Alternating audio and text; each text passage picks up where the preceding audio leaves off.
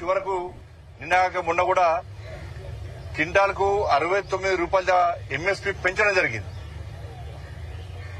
పత్తికి 589 రూపాయల పత్తికి పెంచడం జరిగింది. కాబట్టి ఇవాళ వరి క్వింటాల్కి ఎంత అంటే 2369 రూపాయలు, గ్రేడ్ 100కి 2389 రూపాయలు. 1310 నుంచి 2600 తీసుకొస్తామంటే 800 తీసుకొస్తామని అర్థం చేసుకోండి. వాళ్ళ 80% రెట్టింపు మనం చేస్తాం. కాబట్టి రైతు ఆదాయాన్ని రెట్టింపు చేయడానికి ప్రభుత్వం కృషి చేస్తున్నది. ఇవాళ అన్ని రకాల సబ్సిడీ యూరియా ధరలు మార్కెట్ ధరలో పెరిగినప్పుడు కూడా రైతులకు ఇబ్బంది కాకుండా ఆ సబ్సిడీలో యూరియా ఇస్తూ ఆ భారాన్ని కేంద్ర ప్రభుత్వమే మోస్తా ఉన్నది. పూర్తి సబ్సిడీ ద్వారా యూరియా ఇచ్చే ప్రయత్నం ఇస్తున్నాం కూడా. ఇవాళ 10 సంవత్సరాల కాల వ్యవధిలో తెలంగాణ రాష్ట్రంలో ధాన్యం కొనుగోలు కోసం 2,30,000 కోట్ల రూపాయలను ఈ తెలంగాణ రాష్ట్రానికి నరేంద్ర మోడీ గారి ప్రభుత్వం ఖర్చు చేసింది. 2,30,000 కోట్ల రూపాయలను ధాన్యం కొనుగోలు కోసం ఖర్చు పెట్టడం జరిగింది. పండించిన ప్రతి గింజ కొంటున్నాం. ఇవాళ కేంద్ర ప్రభుత్వం కొంటా ఉన్నది. అన్ని ఖర్చు కూడా కేంద్ర ప్రభుత్వం భరిస్తున్నది. ఇట్లా అన్ని రకాలుగా రైతాంగాన్ని ఆదుకునే ప్రయత్నం చేస్తున్నాం. కాబట్టి వరితో పాటు 14 పంటలకు ఎంఎస్పీని పెంచినటువంటి నరేంద్ర మోడీ గారికి ఈ సందర్భంగా హృదయపూర్వక ధన్యవాదాలు తెలియజేస్తున్నాం. రాబోయే రోజుల్లో ఇంకా రైతుల విషయంలో ఆదుకునే ప్రయత్నం చేస్తాం. కేంద్ర ప్రభుత్వం చేయాల్సిందంతా చేస్తూనే ఉన్నది. కానీ దురదృష్టవశాత్తు ఈ రాష్ట్రంలో ఉన్న ప్రభుత్వం మాత్రం ఇచ్చిన హామీలన్నీ వదిలేస్తున్నది.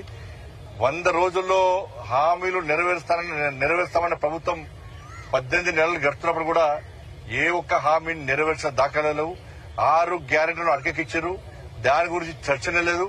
చర్చ వచ్చినప్పుడల్లా ఇష్యూ డైవర్ట్ చేస్తున్నారు. ప్రజల దృష్టి మళ్లించే ప్రయత్నం చేస్తున్నారు. వాళ్ళ వర్షాలు పడ్డాయి. కనీసం ధాన్యాన్ని కొనుగోలు చేసేటువంటి కెపాసిటీ లేని ప్రభుత్వం, సత్తా లేని ప్రభుత్వం ఇది. ఇప్పటికీ చాలా ప్రాంతాల్లో ధాన్యం రోడ్ల మీద ఉన్నది. వర్షం పడ్డప్పుడల్లా తరుస్తున్నది. రైతులు అరిగోస పడుతున్నారు. నష్టపోయిన రైతులను ఆదుకునే ప్రయత్నం చేస్తలేదు. మేము గతంలో డిమాండ్ చేస్తాం. తడిసిన ధాన్యాన్ని కూడా కొనాల్సిన బాధ్యత రాష్ట్ర ప్రభుత్వం మీద ఉంది. రాష్ట్ర ప్రభుత్వం నిర్లక్ష్యం వల్లనే ఇలా కొనుగోలు సరిగా జరగలేకపోయినాయి. దానికి బాధ్యత రాష్ట్ర ప్రభుత్వమే వహించాలి. గతంలో కేసీఆర్ గారు గిట్టిన వచ్చినప్పుడల్లా నేను 10,000 రూపాయలు ఇస్తాను నష్టపోయిన వాళ్ళకి చెప్పారు. లాభత్త లేకుండా పోయి ఇలా ఫామ్ హౌస్ పరిమితమైంది. ఈ ప్రభుత్వం కూడా అదే పందాన్ని కొనసాగిస్తున్నది. ఇలా 3.5 ఎకరాల లోపు వాళ్ళు మాత్రమే రైతు భరోసా ఇస్తారట. అంటే మీతో ఏం పాపం చేశారు? మీరు ఎన్నికలప్పుడు హామీ ఏమిచ్చారు? రైతు భరోసా ఇస్తున్నారు,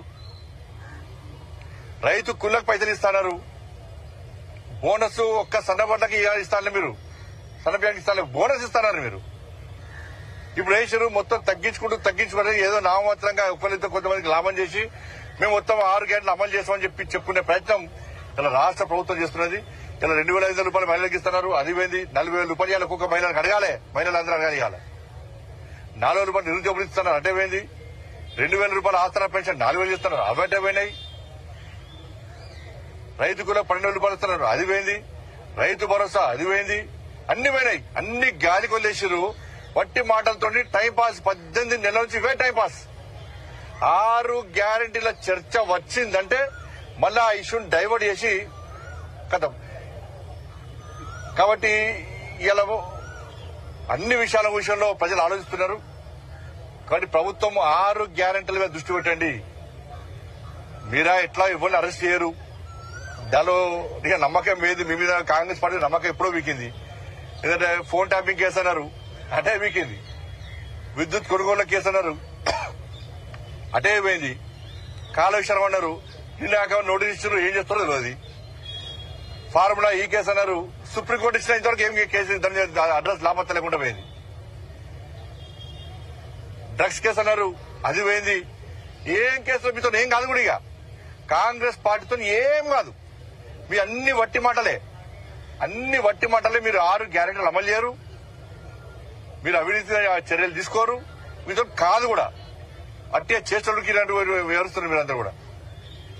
కానీ ప్రజలకు కాంగ్రెస్ పార్టీ ప్రభుత్వం మీద నమ్మకం, విశ్వాసం పోయింది. వీళ్ళు ఏమీ చేయలేని చేతనావస్థలో ఉన్న విషయాన్ని ప్రజలకు అర్థమైపోయింది.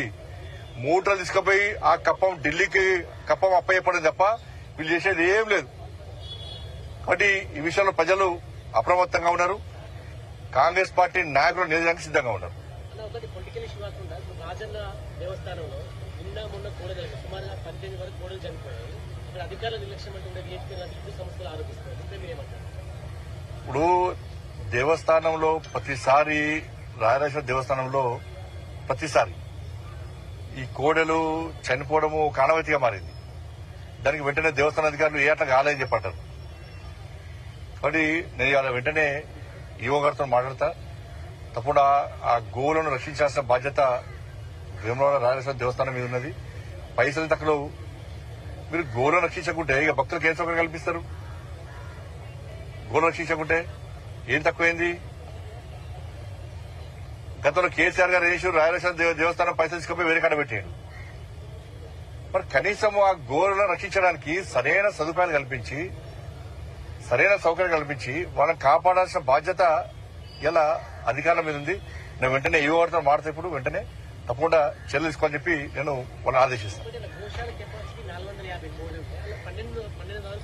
ఇప్పుడు పాత పద్ధతి పెట్టుకోవద్దు కదా, సంఖ్య పెరుగుతూ ఉంటది. దాని తగ్గట్టు సౌకర్యాలు ఏర్పడేసుకోవాలి.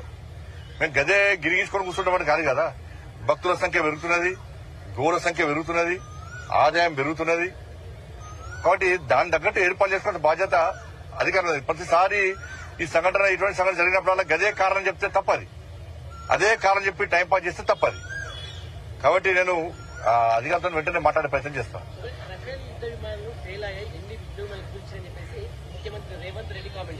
రేవంత్ రెడ్డి గారి యొక్క వ్యాఖ్యలు దేశద్రోహ వ్యాఖ్యలు అవి. ఇది పాకిస్తాన్ ఉగ్రవాదులను పెంచి పోషించే విధంగా ఉంది. ఇది భారత సైన్యం యొక్క ఆత్మవిశ్వాసాన్ని ఆత్మస్థైర్యాన్ని దెబ్బతీసే విధంగా ఉంది. ఆడ పోయి యుద్దం చేసింది నరేంద్ర మోడీ గారు రఫేల్ వేయలే, భారత సైనికులు చేశారు. భారత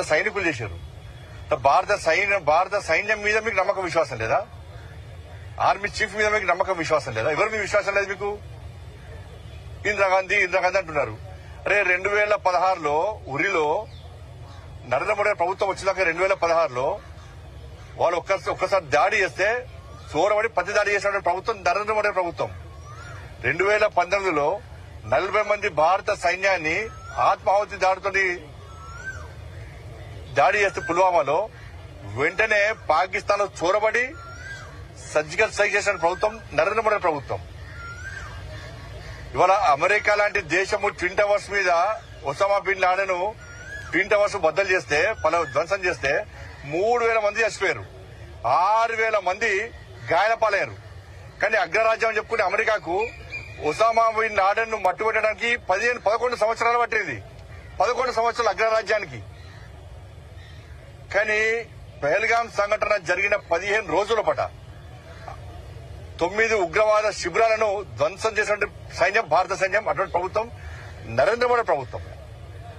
11 డిఫెన్స్ బేస్లను ధ్వంసం చేసిన ప్రభుత్వం నరేంద్ర మోడీ ప్రభుత్వం. 100 మంది ఉగ్రవాదం మట్టుబెట్టే ప్రభుత్వం నరేంద్ర మోడీ ప్రభుత్వం. సామాన్య ప్రజలకు ఇబ్బంది కావద్దని కోరుకుంటాం, అదే పదం కొనసాగిస్తారు. ఇప్పుడు యుద్దం అయిపోయిందా? ఇప్పుడు అయిపోయిందని ఎవరన్నారు? సాక్షాత్ ప్రధానమంత్రి గారు ఇప్పుడు యుద్దం అయిపోలే. ఉగ్రవాదం అంతరించే వరకు పాకిస్తాన్ ఉగ్రవాదులను వాళ్ళ దేశం నుంచి పెంచి పోషించకుండా ఉండేంత వరకు ఈ యుద్దం నిరంతరం కొనసాగుతూ ఉంటది. ఆపరేషన్ సింధూర్ ఆగిపోలేదని చెప్పి సాక్షాత్ ప్రధానమంత్రి గారు చెప్పారు. కాబట్టి ఇటువంటి పరిస్థితుల్లో మొన్నటి జెండా పట్టుకోనంటారు, మోడీ గారు సహకరించడం, ప్రభుత్వం సహకరించమంటారు. మరి ఈ కామెంట్స్ ఏంది కదా? ఫక్తు కాంగ్రెస్ పార్టీకి ఎప్పుడు కూడా దేశానికి వ్యతిరేకంగా మాట్లాడే ఒక ఫ్యాక్షన్ గా మారింది కాంగ్రెస్ పార్టీకి. ఇందిరాగాంధీ అంటారు. ఇందిరాగాంధీ హయాంలో పీఓకేను ఎందుకు స్వాధీనం చేసుకోలేకపోయింది కాంగ్రెస్ పార్టీ ప్రభుత్వం? అప్పుడు ఇలా పీఓకే వల్ల కదా కశ్మీర్ ఇలా అతలకుతలమైంది కదా. కశ్మీర్ పండితులు హతమార్చింది పీఓకే వల్లనే కదా. ఏక్ దేశ్ మే దో ప్రధాన్, ఏక్ దేశ్ మే దో విధాన్, ఏక్ దేశ్ మే దో నిషాన్. దీని కారకులు ఎవరు? కాంగ్రెస్ పార్టీ ప్రభుత్వమే. ప్రజలు నవ్వుకున్నారు. అరే ఒక్క దేశంలో 2 ప్రధానులు ఏంది, ఒక్క దేశంలో 2 రాజ్యాంగాలు ఏంది, ఒక్క దేశంలో 2 జెండాలు ఎగరడం ఏంది? దీనికి కారకులు ఎవరు? కాంగ్రెస్ పార్టీ. దీనికి రాష్ట్ర ముఖ్యమంత్రి గారు సమాధానం చెప్పాలి. క్లారిటీ ఇవ్వండి. Etela Rajender Harish Rao కలిశాడని PCC chief comment చేశారు. నేను వినలేదన్న, నేను వినలేదు. ఇప్పుడు కాంగ్రెస్ పొలిటికల్ డ్రామా అంతా కాంగ్రెస్ పార్టీదే. ఆ కవితక్క విషయం కూడా కాంగ్రెస్ పార్టీదే. కల్వకుంట్ల ఆర్ట్స్ క్రియేషన్స్ ఆధ్వర్యంలో సినిమా నడుస్తుంది తెలంగాణ రాష్ట్రంలో. ఇప్పుడు తీన్ పత్తా అన్నాం చూసి చాలా మంది, తీన్ పత్తాల ఇప్పుడు చార్ పత్తా ఆట నడుస్తుంది తెలంగాణ రాష్ట్రంలో. కల్వకుంట్ల ఆర్ట్స్ క్రియేషన్ ఆధ్వర్యంలో చార్ పత్తా ఆట నడుస్తుంది. హరీష్ రావు గారు, కవిత గారు, కేటీఆర్ గారు, సంతోష్ రావు గారు చార్ పత్తా ఆట నడుస్తున్నది. దీనిలో కేసీఆర్ గారు బాబు జోకర్ ప్రశ్న పెట్టారు. దీంతో ఇప్పుడు ఈ చర్చతోని, ఈ కవితక చర్చను దీంతో తెలంగాణ రాష్ట్ర లాభం జరుగుతుందని చెప్పండి. ఇదో సమస్య అనేది తెలంగాణ రాష్ట్ర ప్రజలు తెలంగాణ రాష్ట్రంలో మీడియాలో డిబేట్ పెట్టి చర్చించే సమస్య అనేది చెప్పండి. ఇంకా ఆరోగ్యాల గురించి చర్చ జరగాలి లెటర్లు చిట్ చాట్ల పేరుతోని ఇదేం పద్ధతి? వాళ్ళ బీఆర్ఎస్ పార్టీని మీరు గతంలో మీరు అబ్జర్వ్ చేయండి. బీఆర్ఎస్ పార్టీకి సంబంధించిన శాసనసభ్యులు చాలా మంది బీజేపీకి టచ్ లోకి వచ్చినప్పుడు బీఆర్ఎస్ పార్టీ ప్రభుత్వ ఆధ్వర్యంలో కేసీఆర్ గారు చేస్తుంటే టక్కన మీటింగ్ పెట్టి ఏమన్నా బీజేపీతో కలుస్తున్నామే నాకు కేంద్ర మంత్రి ఇస్తున్నా చెప్పడం లేదా? ఒక గదే జిమ్మికులు ఇవన్నీ కూడా. బీఆర్ఎస్ బీజేపీ కలవడం అనేది అసలు బీఆర్ఎస్ మేము పట్టించుకుంటామన్నా. అది ఫామ్ హౌస్ పార్టీ, కుటుంబ పార్టీ, అవినీతి పార్టీ. కవితక్కను అరెస్ట్ చేయకుండా ఉండాలన్న ఉద్దేశంతో బీఆర్ఎస్ బీజేపీతో కలవడానికి ప్రయత్నం చేసింది. కానీ మేము దరిదాపులో రానియాలి, మేము వాళ్ళని దరిదాపులో రానియాలి బీఆర్ఎస్ పార్టీని.